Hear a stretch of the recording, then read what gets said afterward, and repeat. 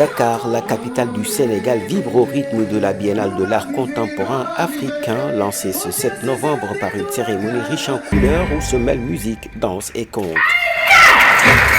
Un spectacle captivant, avant-goût exaltant d'un rendez-vous sublime des passionnés d'art d'Afrique et du monde, premier événement culturel majeur présidé par le président Bassirou Diomaye Faye. Cette 15e édition du Dakar est placée sous le signe de l'éveil, de Wake ou Khaloui en Wolof. Le thème de cette année sonne donc comme un appel à la réappropriation de nos cultures et une réinvention face aux grandes mutations qui bouleversent le monde.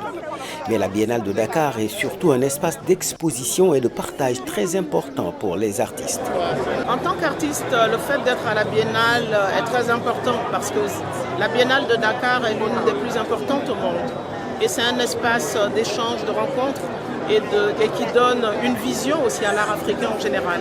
Et je pense que c'est un défi immense dans un contexte économique difficile, mais c'est un pari qui est déjà réussi. Très heureux d'être ici à la 15e édition de la Biennale de Dakar, où le design fait son grand retour à la Biennale.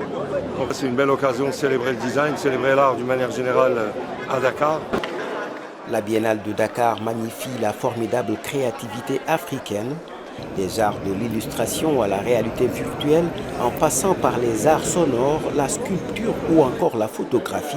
Elle offre un voyage dans le monde abstrait de l'art et parfois même un saut dans le passé, comme ici avec ces photos des figures marquantes de l'histoire du continent. Ces photos parlent beaucoup. Quand on voit Sankara, quand on voit Léopold Sédar Senghor, quand on voit Amilcar Cabral, ça nous permet justement de développer le mental, surtout pour les jeunes. Cette 15e édition de la Biennale de Dakar se déroulera jusqu'au 17 décembre. Elle verra, selon les autorités sénégalaises, la participation de 3000 artistes, dont 58 sélectionnés pour le volet île.